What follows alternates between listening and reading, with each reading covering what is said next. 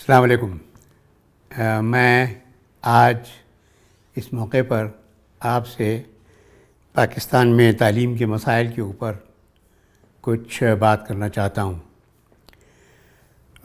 پاکستان کے تعلیم کے مسائل بہت گہرے ہیں۔ اگر فرض کیا تعلیم کا کوئی انڈیکس ہوتا دنیا میں جہاں پہ یہ دیکھا جاتا کہ کس کس قوم کے اندر تعلیم کے بارے میں کتنی سنجیدگی پائی جاتی ہے اور کتنا وہاں کے باشندوں کو تعلیم ملتی ہے، تو یقیناً پاکستان بہت بہت بہت پیچھے ہوتا۔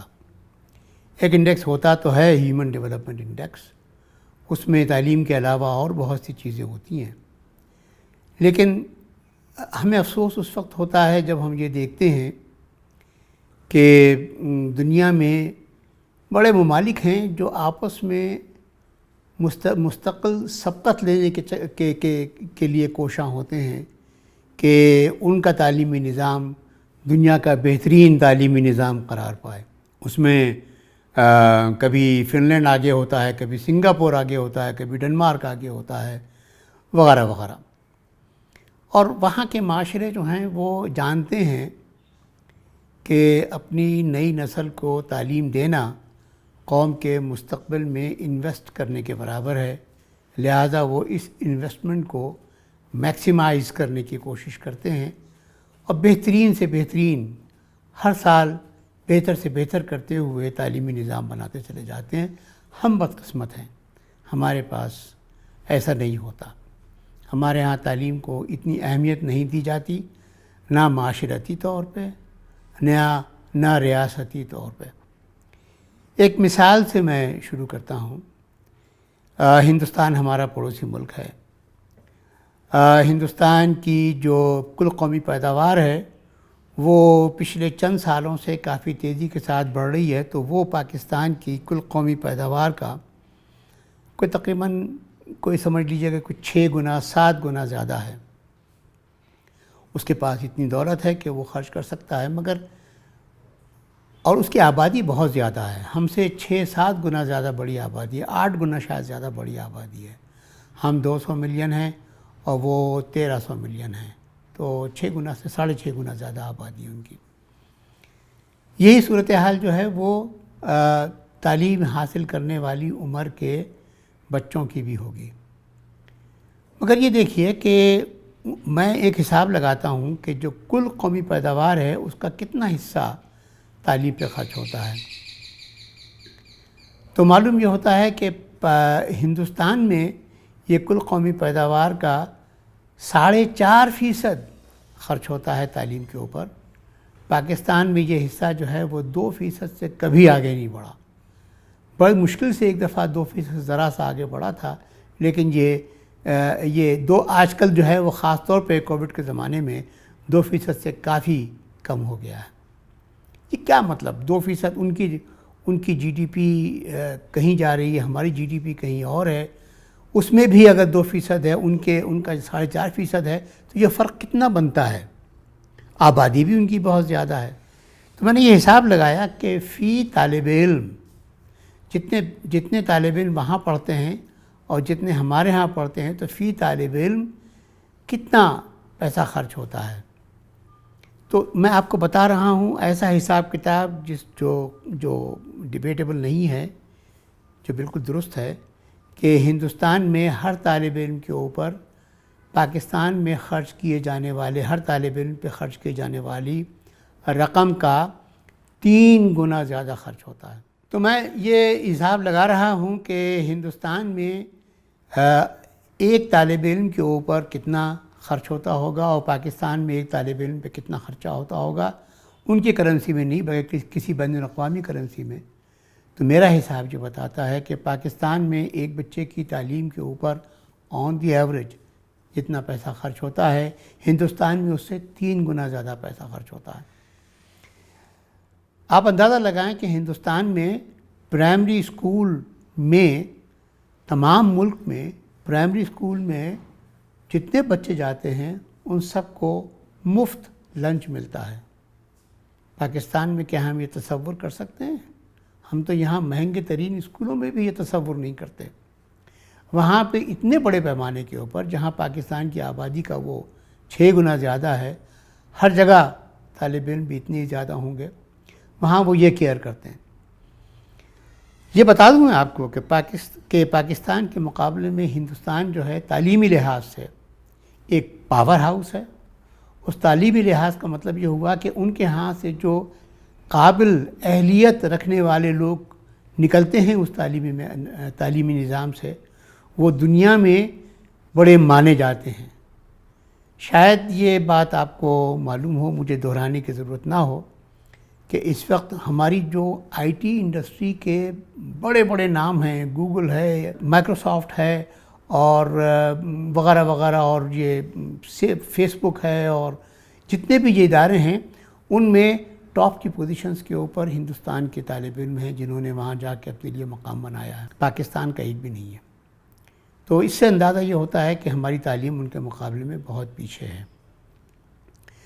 یہ ہمارے ہاتھ سمجھتے نہیں ہیں کہ تعلیم جو ہے وہ قوم کے مستقبل کے اندر ایک انویسٹمنٹ ہے۔ اس کے اندر جو پیسہ لگایا جاتا ہے وہ قوم کا مستقبل سنوارنے میں کام آتا ہے۔ کاش ہمارے حکمرانوں کو یہ بات سمجھ میں آ جائے اور وہ پھر اس پہ کام کرنا شروع کریں۔ دیکھیے کہ اس وقت ہمارے پاس تقریباً 50 ملین بچے ہیں کہ جو تعلیم حاصل کر سکتے ہیں۔ ان میں سے آدھے جو ہیں وہ انرولڈ ہیں، اور باقی آدھوں نے یا تو کبھی اسکول دیکھا ہی نہیں، یا وہ اسکول گئے تھے اور اتنی خراب پڑھائی تھی کہ وہاں سے بھاگ کے آ گئے، یا والدین ان کا اسکول جانے کا بوجھ برداشت نہیں کر سکتے تھے۔ وہ آؤٹ آف اسکول چلڈرن کہلاتے ہیں۔ 22.8 million out of school children ہیں، اور 25 ملین جو ہیں وہ ہیں جو اسکولوں کے اندر ہیں، آدھے تقریباً باہر ہیں۔ یہ بہت بڑا نقصان ہے۔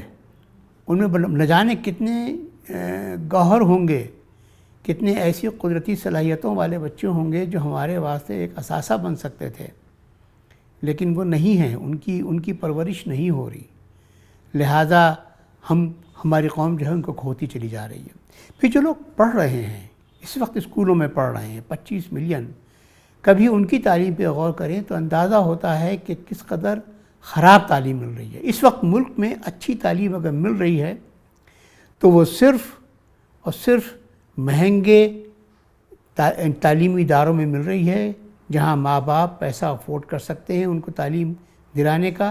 وہ مہنگی تعلیم جو ہے صرف وہی ان کو اچھی تعلیم مل رہی ہے، یا پھر وہ فلنتھروپک ادارے ہیں جیسے دی سٹیزنز فاؤنڈیشن ہے اور کیئر ہے اور اس قسم کے ادارے ہیں جو بچوں کی کیئر کرتے ہیں، جو بچوں کے اوپر اپنی طرف سے پیسہ خرچ کرتے ہیں، سرکار کے نہیں۔ سرکار کے تعلیمی اداروں کے اندر بمشکل ہی کوئی ملے گا کہ جو بہت اچھے معیار کا ہوگا۔ میں یہاں اپنے پڑوس میں ایک اسکول میں جاتا ہوں، دیہاتی اسکول ہے، اسلام آباد کا اسکول ہے، ماڈل اسکول کہلاتا ہے، اس کے چہرے پہ ماڈل لکھا ہوا ہے۔ معلوم یہ ہوا کہ مڈل اسکول ہونے کے باوجود وہاں پہ جتنے استاد ہونے چاہیے ان کے آدھے استاد اویلیبل ہیں۔ میں نے پوچھا تو معلوم ہوا کہ جی پورے اسلام آباد میں، فیڈرل کیپٹل ایریا میں جتنے تعلیمی ادارے ہیں، اسکول ہیں، ان میں 35% استادوں کی کمی ہے۔ تو میری ایک دفعہ استاد ہمارے وزیر تعلیم جو ہیں ان سے ملاقات ہوئی، میں نے ان سے پوچھا ایسا کیوں ہے؟ تو انہوں نے بتایا کہ اس وجہ سے کہ یہ معاملات اوپر کہیں پھنسے ہوئے ہیں، جہاں یہ طے ہوتا ہے کہ ہم تعلیم پر کتنا پیسہ خرچ کریں، ہم چونکہ ان کی تنخواہیں افورڈ نہیں کر سکتے لہٰذا ہم ان کو امپلائی نہیں کریں گے۔ یہ ہے وہ صورتحال، یہ ہے وہ ذہنیت جو اس وقت ہماری تعلیم کو چلا رہی ہے۔ جب تحریک انصاف حکومت میں آئی تو اس نے تعلیم کے بارے میں ایک پالیسی فریم ورک بنایا، تو اس میں کہا کہ بھئی ہم 4 ایشوز کو ترجیح دیں گے، اولین ترجیح دیں گے۔ سب سے پہلا یہ تھا کہ جو طالب علم جو بچے اسکولوں میں کبھی نہیں گئے، آؤٹ آف اسکول چلڈرن، ہم ان کو اسکولوں میں واپس لائیں گے۔ دوسرا یہ تھا کہ ہم تعلیمی معیار کو بہتر کریں گے۔ تیسرا یہ تھا کہ ہمارے پاس تعلیمی تفاوت بہت زیادہ ہے، کہیں تعلیم کا معیار بڑا اچھا ہے بڑے مہنگے اسکولوں میں، سرکار کے اسکولوں کا کم ہے، پھر مدارس ہیں، پھر پرائیویٹ لو فی پرائیویٹ اسکول ہیں جہاں کا معیار خراب ہے.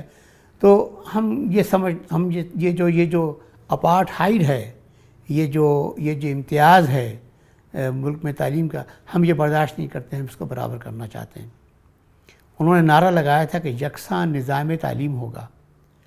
وہ گھٹتے گھٹتے اب یہاں پہ پہنچا جس کو یکساں نصاب تعلیم کہا ہے انہوں نے. اور میرا خیال یہ ہے کہ میں اس کے بعد بات کروں گا میں کچھ دیر میں کہ یکساں نصاب تعلیم بھی آخر کس شکل میں ہمارے سامنے آیا ہے. اور چوتھی چیز انہوں نے کہا تھا کہ جو یہاں سے پڑھ کے نکلتے ہیں اسکولوں سے، وہ پڑھ کے نکلنے کے بعد بھی انہیں پتہ نہیں ہوتا کہ وہ معاشرے میں کیا کریں گے. ان کو نہ ان کے لیے وہ کسی کام کے قابل نہیں ہے. وہ پھر جا کے وہ کام جو ہے وہ جب کہیں نوکری ملتی ہے تو پھر وہ کام سیکھتے ہیں. تو یوں انہوں نے کہا کہ ہم یہاں پہ لہٰذا ٹیکنیکل ایجوکیشن ہم رائج کریں گے اور پھیلائیں گے.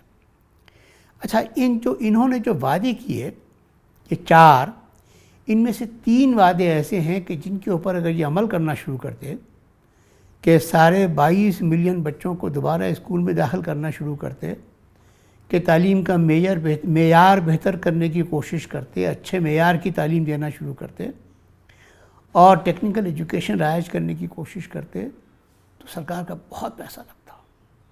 میں آپ کو یقین سے بتا رہا ہوں کہ اگر اس کے اوپر صحیح طریقے سے کام ہو تو جی ڈی پی کا 10% لگے گا اس کے اوپر. ظاہر ہے وہ تو ہم نہیں کر سکتے، ہماری ترجیحات تو کوئی اور ہیں. لہٰذا انہوں نے سوچا کہ وہ کام کریں کہ جس پہ نہ ہینگ لگے نہ پھٹکڑی، اور کام بھی ہو جائے، ہم کہہ بھی دیں کہ جی ہمارا بڑا کارنامہ ہے. اور وہ یہ تھا کہ انہوں نے ایک نصاب بنا دیا، نیا تعلیمی نصاب بنا دیا، یکساں نصاب تعلیم بنا دیا. یکساں نصاب تعلیم جو ہے وہ اس وقت بڑے جوش خروش کے ساتھ انہوں نے اس کا اعلان کر دیا ہے. ہمیں معلوم ہے کہ وہ کیا ہے، لہٰذا میں اب کچھ منٹ جو ہے وہ اس پہ لگانا چاہتا ہوں کہ وہ کیا ہے. سب سے پہلی بات جو ہے وہ تو یہ ہے کہ یہ اگر کلیم ہے کسی کا کہ یہ کوئی نئی چیز ہے تو یہ بڑا غلط کلیم ہے، صحیح نہیں ہے. یہ پرانا ہی نصاب ہے، وہ جو 2006 سے چلا آ رہا تھا وہی نصاب ہے، اسی مین نصاب وہی ہے.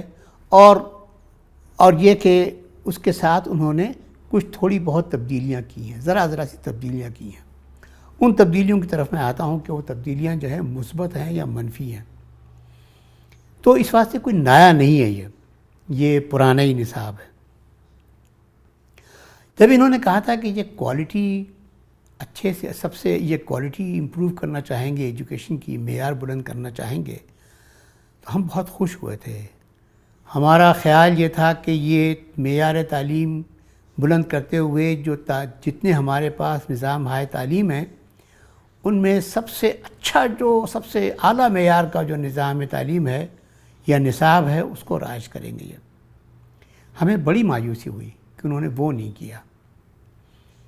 سب سے اچھا نظام تعلیم اس وقت جو ملک میں ہے، جس کو ہمارے وزیر تعلیم خود مانتے ہیں، ہمارے وزیر اعظم جو ہیں انہوں نے اسمبلی میں تقریر کرتے ہوئے اور ٹی وی پہ تقریر کرتے ہوئے بارہا کہا کہ سب سے اعلیٰ معیار کی تعلیم جو ہے وہ ہائی فی پرائیویٹ اسکولوں میں دی جاتی ہے. وہ جو انگلینڈ کے امتحانات کرواتے ہیں یا جو یورپ کے بکالوریٹ کے امتحان جو ہے وہ کرواتے ہیں، وہ سب سے اعلیٰ معیار ہے. ہمارا خیال تھا کہ وہ شاید یہاں لے کے آئیں گے، وہ نہیں لے کر آئے، کیونکہ وہ لے کر آتے تو یہاں پہ ان کو پھر اس کو امپلیمنٹ کرنے میں بہت رقم خرچ کرنی پڑتی، اور پھر یہ وہی ہے کہ جیبیں خالی ہیں. تو پھر کیا کیا؟ وہی پرانا نصاب انہوں نے شامل کر دیا، اور یکسانیت دکھانے کے لیے کہ ہم یکساں نظام تعلیم لائے ہیں، انہوں نے یہ کیا کہ مدارس کو انہوں نے کہا کہ آپ یہ نظام تعلیم قبول کریں، ہم آپ کا نظام تعلیم قبول کرتے ہیں. یہ ایک معاہدہ ہوا ان کا. وہ یوں ہوا کہ انہوں نے کہا کہ دیکھیں آپ جو ہے ہمارے ہاں کے جو مضامین ہیں، English, Urdu, social studies, science, history وغیرہ، آپ یہ پڑھائیں. انہوں نے کہا ہم پڑھا دیں گے. اور ان کا اب اس کے بدلے میں آپ ہمارے ہاں جو درس نظامی ہوتا ہے وہ آپ اپنے اسکولوں میں پڑھائیں گے، اور یہ راضی ہو گئے۔ میرا خیال ہے کہ جتنا شدید نقصان اس ایک معاہدے سے ہوا ہے، اتنا نقصان ہمارے نظام تعلیم کو اس سے پہلے کبھی بھی نہیں پہنچا تھا۔ یہ بہت ہی خراب فیصلہ ہے۔ اس فیصلے کے دو پہلو ہیں۔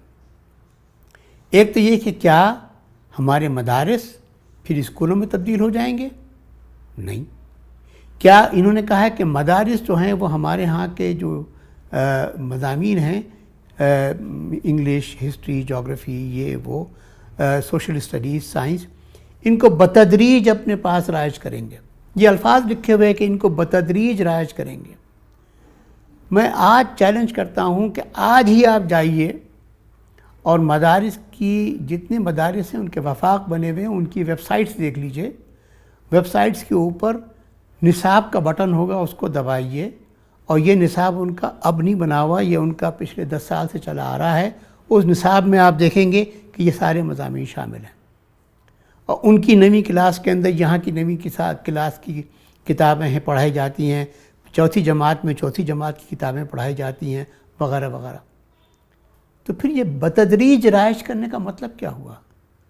ہاں، یہ تھا کہ وہ پڑھانے کے بعد امتحان اپنے لیا کرتے تھے، اور ہو سکتا ہے کہ وہ سنجیدگی سے نہ لیتے ہوں۔ چنانچہ انہوں نے یہ شرط لگائی کہ آپ پھر ہمارے ہاں کے بورڈ کے امتحان آپ ضرور دیں گے، ضرور پاس کریں گے۔ وہ راضی ہو گئے، بورڈ کے امتحان دے دیں گے۔ اگر وہ پڑھاتے ہیں پہلے سے یہ سب کچھ، تو بورڈ کے امتحان دلوانے میں کیا حرج ہے؟ بورڈ کے امتحانوں میں تو ایسے کون سے چیلنجنگ امتحان ہوتے ہیں؟ وہ اے لیولز اور او لیولز والے امتحان تو ہوتے نہیں ہیں کہ جہاں پہ کرٹیکل تھنکنگ استعمال ہوتی ہے، جہاں پہ انالیٹیکل تھنکنگ استعمال ہوتی ہے۔ یہ تو وہ امتحان ہیں ہمارے یہاں کے بورڈ کے جو کہتے ہیں کہ وہ رٹواتے ہیں۔ وہ میں ایک میٹنگ میں تھا پنجاب کے کریکولم بورڈ کی، وہاں پہ میں نے یہ جب بات سنی تو میرے ہوش حواس اڑ گئے، جب مجھے امتحان بنانے والوں نے بتایا کہ جب وہ امتحان کا پرچہ بناتے ہیں تو انہیں اس پرچے میں لکھنا پڑتا ہے کہ یہ سوال جو ہے یہ کون سی کتاب کے کتاب تو ایک ہی ہوتی ہے، کتاب کی کون سے صفحے کی کون سی لائنوں کا سوال ہے۔ یہ اس کو بتانا پڑتا ہے، آگے لکھنا پڑتا ہے کہ کتاب کی کون سی۔ اور امتحان کے پرچے جانچنے والوں نے میرے سامنے یہ بتایا کہ جی ہاں، اور ہمیں بھی یہ حکم ہے کہ جب ہم امتحان کے پرچے جانچیں تو اگر اس کے مطابق نہ ہو جو انہوں نے بتایا ہے کہ کتاب کے کس صفحے کی کون سی لائنوں سے ہے، تو نمبر کاٹ دو۔ لہذا کیا ہوا؟ ایک ہی بات ہوئی کہ آپ کہیں گے کہ جی رٹیں، اچھی طرح رٹیں آپ، اور رٹوانے کا امتحان ہمارے پاس ہے۔ اب بھلا بتائیے کہ مدارس کے جو بچے ہیں وہ رٹنے کے علاوہ کرتے کیا ہیں؟ اگر ان کو رٹنے کی اتنی مہارت ہے تو ہمارے امتحان کون سے ان کے لیے مشکل ہیں؟ یہ مسئلہ ہے۔ تو لہٰذا جو انہوں نے اسکیم بنائی ہے یہ یہاں کے لوگوں کے لیے بہت مشکل ہے۔ میں نے ایک مضمون لکھا تھا ڈان کے اندر جس میں میں نے یہ بتایا تھا کہ، اور میں نے موازنہ دیا تھا، تیسری جماعت، اب انہوں نے پہلی سے 5ویں تک کا نصاب بنایا ہے، تیسری جماعت کا نصاب ان کا بنایا ہوا، اور تیسری جماعت کا نصاب جو ہے وہ 2 مدارس کے جو وفاق تھے ان کا، اور میں نے بتایا کہ کس طریقے سے ان کا اسلامیات کا نصاب کم ہے اور ہمارا اسلامیات کا نصاب اس سے 3 گنا زیادہ ہے۔ تو یہ تو عالم ہے کہ جو آپ کا معاہدہ ہوا ہے ان لوگوں کے ساتھ، مدارس کے ساتھ، وہ یہاں کے اسکولوں کے واسطے شدید نقصان دہ۔ یہ جو ایجوکیشنل اپارٹھائڈ ہے وہ بھی ختم نہیں ہوئی، جو امتیازی ایجوکیشن ہے وہ ختم بھی نہیں ہوئی، کیونکہ ہمارے وزیر تعلیم کہہ چکے ہیں کہ اگر انگلش میڈیم اسکول اور اے لیولز کے لیے اپنے بچوں کو تیار کرنا چاہتے ہیں تو یہ ان کی مرضی ہے، ہم ان کو مجبور نہیں کر رہے ہیں۔ ان کے بیانات بڑے متضاد سے ہیں، میں آپ کو بتا دوں کہ متضاد کیوں ہیں۔ اس طرح ہیں کہ ایک طرف یہ کہتے ہیں کہ ان کی خوشی، وہ چاہیں تو یہ کر دیں، لیکن دوسری طرف وہ یہ بھی کہتے ہیں کہ نہیں، وہ اس نصاب کو پارلیمنٹ میں پیش کریں گے اور اس کو پارلیمنٹ کا ایکٹ بنا کر قانون بنا دیں گے جس کی خلاف ورزی کہیں نہیں ہو سکے گی، کوئی خلاف ورزی نہیں کر سکے گا۔ یہ تو دو متضاد باتیں ہیں، ایک ہی وزیر کی دو متضاد باتیں ہیں۔ ایک طرف وہ کہتے ہیں کہ یہ قانون بن جائے گا، پاکستان کے ہر شہری کو اس قانون کی پابندی کرنی ہوگی، اور دوسری طرف وہ یہ فرماتے ہیں کہ نہیں، اگر وہ اسکول چاہیں تو اور اے لیولز کے امتحان پاس کروائیں اپنے اسٹوڈنٹس کو۔ میرا خیال یہ ہے کہ خود ان کا ذہن کلیئر نہیں ہے کہ وہ جو ایلیٹ ہمارے ہاں کے ہیں، جو ہمارے ہاں کی اشرافیہ ہے، جو صاحب حیثیت لوگ ہیں، وہ جس قسم کی تعلیم اپنے بچوں کو دینا چاہتے ہیں، یہ ان کو اس سے محروم رکھ سکتے ہیں یا ان کو ناراض کر سکتے ہیں۔ یہ وہ نہیں کریں گے۔ لہٰذا میرا خیال یہ ہے کہ ابھی یہ کلیئر نہیں ہے، اور بعد میں کچھ عرصے کے بعد یہ شاید بات سامنے آئے گی۔ مگر ساتھ ہی ساتھ انہوں نے ایک بات اور بھی کر دی، وہ یہ ہے کہ انہوں نے بہت بڑا قدم اٹھایا ہے۔ سن 2010 میں 18ویں ترمیم پارلیمنٹ نے پاس کی تھی۔ 18ویں ترمیم جو ہے اس نے ساری تعلیم صوبوں کو منتقل کر دی، نصاب سازی بھی صوبوں کو منتقل کر دی، اس سے پہلے نہیں ہوتی تھی۔ تو صوبے اب خود مختار ہیں۔ مرکز کی طرف سے یہ بنا کر نصاب انہوں نے صوبوں کے اختیار کے اندر دخل اندازی کی ہے، اور یہ کرنے سے انہوں نے اب تک تو نہیں ہوا ایسا کہ وہ ناراض ہو گئے ہوں، لیکن کسی وقت بھی کوئی صوبہ اس بات کے اوپر ناراض ہو سکتا ہے کہ آپ نے کیوں ہمارا اختیار ہم سے چھین لیا، یا اگر کوئی صوبہ کہے کہ نہیں، میں آپ کے نصاب کو نہیں مانتا، میں اپنا نصاب خود بناؤں گا اور بنا کے چلاؤں گا، تو یہ اس پہ بہت زیادہ اعتراض بھی نہیں کر سکتے، کیونکہ قانونی طور پر وہ بالکل یہ کام کرنے کے۔ انہوں نے جو 18ویں ترمیم کی خلاف ورزی کی ہے اور صوبوں کے اختیار کو اپنے ہاتھ میں لینے کی کوشش کی ہے، یہ ٹھیک نہیں ہے۔ اگر اس کو پارلیمنٹ سے یہ پاس کروائیں گے تو بھی ٹھیک نہیں ہے، کیونکہ صوبائی اختیار ہونے کا مطلب یہ ہوا کہ صرف صوبائی اسمبلی جو ہے وہی اس کا اختیار رکھتی ہے کہ وہاں پہ وہ قانون بنائے، مرکز سے کوئی قانون بن کے وہ نہیں جا سکتا۔ یہ جو انہوں نے بات کرنے کی کوشش کی ہے، یہ اس ملک کے اندر افتراق پیدا کرنے کی، اختلافات پیدا کرنے کی، آپس میں تفریق پیدا کرنے کی کوشش کی ہے۔ پھر مجھے ایک بات اور نظر آتی ہے جو میں ایک واضح کر دوں۔ ہمارے ہاں تعلیم میں ایک قانون بنا ہوا ہے، ہمارے آئین میں لکھا ہوا ہے کہ جو مسلمان جتنے طالب علم ہیں، بچے ہیں، ان سب کو قرآنی تعلیم ضرور دی جائے، مذہبی تعلیم ضرور دی جائے۔ یہ بات جو ہے 1947 سے کہتے چلے آ رہے ہیں، اور ہم بار بار یہ سمجھاتے جا رہے ہیں لوگ کہ دیکھیں، مذہبی تعلیم اسکولوں میں دینا صحیح بات نہیں ہے۔ اس کی وجہ جو ہے وہ یہ ہے کہ مذہب کے اندر بہت سے اختلافات ہوتے ہیں، اور مذہب کے اختلافات تعلیمی اداروں میں پہنچنے کا مطلب یہ ہوا کہ یہ اختلافات وہاں پہ پروان چڑھیں گے۔ اس بات کی انہوں نے پرواہ نہیں کی۔ یہاں پہ پھر قانون سازی ہو گئی کہ نہیں جی، یہ پڑھانا پڑے گا ان کو، اور لہٰذا یہ اسلامیات جو ہے وہ ایک کمپلسری مضمون ہے، اس سے اب بچ نہیں سکتے۔ مگر ساتھ ہی قانون ایک اور بھی ہے، وہ دوسرا قانون جو ہے وہ آرٹیکل 22(1) ہے، جو کہتا ہے کہ کسی تعلیمی ادارے میں کسی بچے کو ایسے مذہب کی تعلیم نہیں دی جائے گی جو اس کا اپنا نہ ہو۔ اس کا مطلب یہ ہوا کہ آپ اسلامیات جو ہے وہ کسی غیر مسلم کو نہیں پڑھا سکتے۔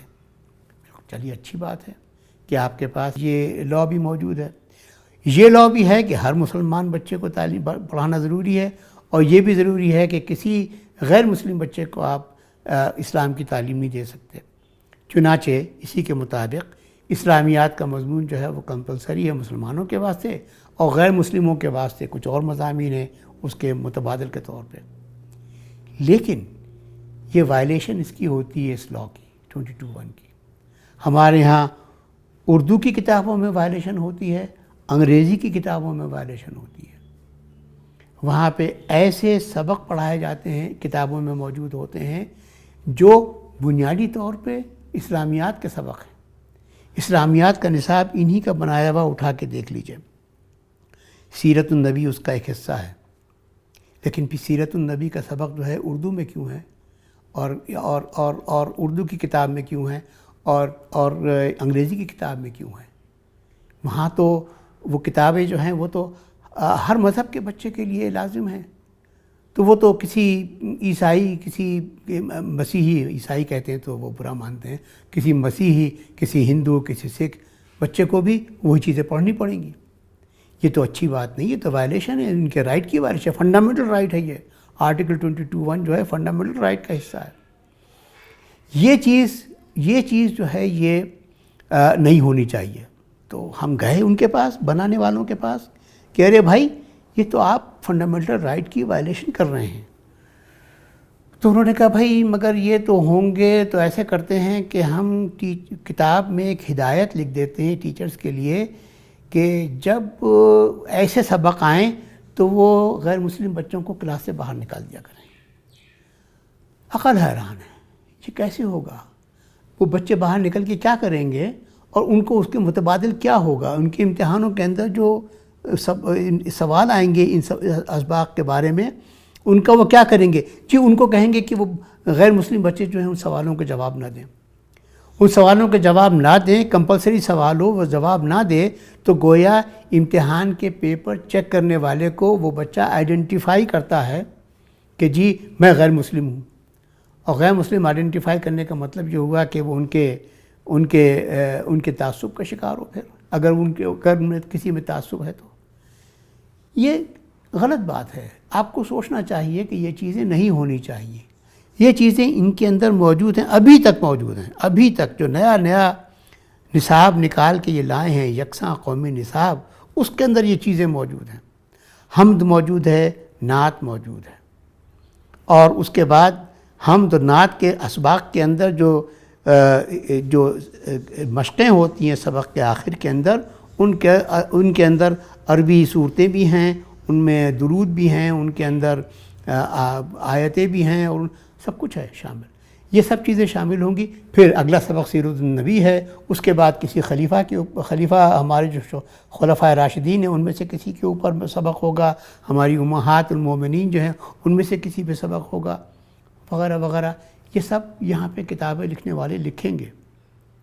آپ کو یہ ہم نے کہا کہ آپ لکھیں، یہ ہدایت لکھیں کہ ایسی کتابیں جو ہر مذہب کے بچوں کے لیے پڑھنا لازم ہو، ان کتابوں کے اندر کسی بھی مذہب کی کوئی بھی چیز نہ ہو۔ آپ تو اسلامیات پڑھا رہے ہیں مسلمانوں کو، اب کیا ضرورت ہے کہ آپ انہیں اردو میں بھی پڑھائیں، انگریزی میں بھی پڑھائیں، اور شاید اور جگہوں پہ بھی پڑھائیں؟ یہ بات جو ہے یہ ابھی تک ان کی سمجھ میں نہیں آئی ہے، ابھی تک یہ سمجھ میں نہیں آئی ہے، اور میرا خیال یہ ہے کہ یہ وہ چیزیں ہیں جو ہمارے ہاں کی غیر مسلم آبادیوں کو بہت بہت ناراض کریں گی۔ یہ ملک میں انتشار پھیلانے کے برابر میں ہے کہ آپ کے آبادی کا ایک حصہ جو ہے وہ آپ کے ان تمام قوانین سے ناراض ہو۔ یہ تو غلط بات ہے۔ تو یہ جو ہے نیا نصاب، اس کے بارے میں میں نے یہ باتیں بتائیں ہیں آپ کو۔ میں نے اس کے اوپر یہ بتانے کی کوشش کی ہے کہ اس کے کون سے بڑے چیدہ ایسے مسائل ہیں۔ اس کے علاوہ، اس کے باوجود کہ یہ سن 2006 کا نصاب ہے، اس کے علاوہ کوئی اور نصاب نہیں ہے، تھوڑی بہت تبدیلیوں کے ساتھ، لیکن ان تبدیلیوں کے باوجود بھی ان کے اندر بڑی خامیاں ہیں۔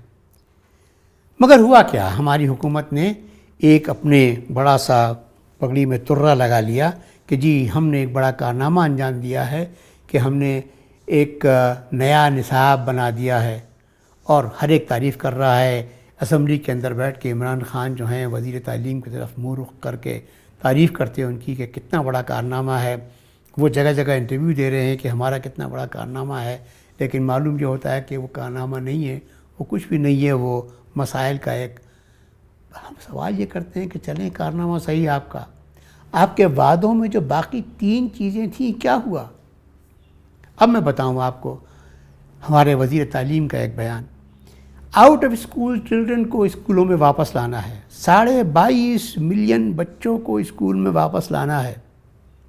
اس کے لیے تو آپ کو جتنے اسکول آج کل ہیں اتنے اسکول اور بنانے پڑیں گے. جتنے ٹیچر آج ہیں اتنے ہی ٹیچر آپ کو مزید ملازم رکھنے ہوں گے، اور جتنا خرچہ ہوتا ہے اتنا ہی خرچہ اور کرنا پڑے گا آپ کو. لیکن وہ فرماتے ہیں بڑے فخر سے کہ فیڈرل ایریا کے اندر انہوں نے 7,000 آؤٹ آف اسکول چلڈرن بچوں کو اسکولوں میں داخل کر دیا ہے. میں بتاتا ہوں حقیقت کیا ہے اس کی. میں ایک اسکول میں جاتا ہوں، یہاں پہ دیہات کے ایک اسکول میں، میرے گھر کے بہت قریب ہے، اور وہاں جا کے معلوم ہوا کہ جی ہدایت یہ ہے کہ داخلہ لینے کوئی بھی آئے کسی کو منع نہیں کرنا. تو 30 کی کلاس ہوتی ہے، 60 بچے بیٹھے ہوتے ہیں. 20 کی کلاس ہوتی ہے، 40-50 بچے بیٹھے ہوتے ہیں. 2 کی بینچ ہوتی ہے، اس کے اوپر 4 گھس کے بیٹھے ہوتے ہیں. اور یہ عالم ہے. تو اس کو وہ کہتے ہیں کہ ہم نے جی آؤٹ آف اسکول چلڈرن کو اسکولوں میں داخل کر لیا. وزیر تعلیم صاحب، آپ اپنے دفتر سے نکلیے، اسکولوں میں جائیے، جا کے دیکھیے، خاص طور پہ دیہات کے اسکول. دیہات بہت دور کے دیہات نہیں، میں قبائلی علاقوں کی بات نہیں کر رہا، میں اسلام آباد کے مضافاتی علاقوں کی بات کر رہا ہوں. وہاں جا کے دیکھیے کہ اسکولوں کی کیا حالت ہے. ان کے میں نمبر آپ کے پاس لے کے گیا تھا. آپ کو میں نے بتایا تھا کہ یہ اسکول ہے جس کے اندر آدھے ٹیچر جو ہیں وہ ابھی تک اویلیبل نہیں. آپ نے اپنی نوٹ بک میں اسکول کا نام لکھا تھا اور یہ بات لکھی تھی اور کہا تھا اچھا میں دیکھتا ہوں. ایک بھی ٹیچر اس کے بعد وہاں پہ زائد آیا نہیں. یہ تو عالم ہے کہ آپ اپنے دفتر میں مجھ سے وعدہ کر کے بھی آپ نے وہاں پہ ایک بھی ٹیچرز کی تعداد پوری نہیں کی. آپ وہاں پہ طالب علم جو ہیں 2 گنے کر دیے وہاں پہ آپ نے. اس کو آپ کہتے ہیں کہ آپ آؤٹ آف اسکول چلڈرن کو 22.5 ملین بچے آؤٹ آف اسکول ہیں، آپ ان میں سے صرف 7,000 کا حساب دے رہے ہیں کہ 7,000 کو ہم لے کر آئے ہیں. تو لہٰذا میں یہ سمجھتا ہوں کہ یہ جو ہیں چیزیں یہ دکھاوا ہے. اس میں ہمارے ہاں کی تعلیمی صورتحال بہتر نہیں ہوگی. ہمارے ہاں کی تعلیمی صورتحال کو بہتر کرنے والے جو اچھے لوگ ہیں وہ لوگ ہیں جو مخیر لوگ ہیں، جو سرکاری اسکولوں کو جا کے اڈاپٹ کرتے ہیں، وہاں کے تعلیمی معیار کو بہتر کرنے کی کوشش کرتے ہیں، جو اپنے ہاں اپنی مرضی سے پڑھاتے ہیں، اپنا وقت دیتے ہیں، پڑھاتے ہیں. وہ استاد ہیں ایوب ماسٹر جو F6 کے اندر ایک کھلے پارک کے اندر بچوں کو پڑوس کی بستی کے بچوں کو بلا کے پچھلے 12 سال سے فری ٹیوشن پڑھا رہے ہیں. وہ ہیں بڑے ہمارے ہیں. آپ جو ہیں جو وعدے کر رہے ہیں ان میں سے ایک بھی ملک کی تعلیم کو بہتر کرنے والا نہیں ہے. Thank you.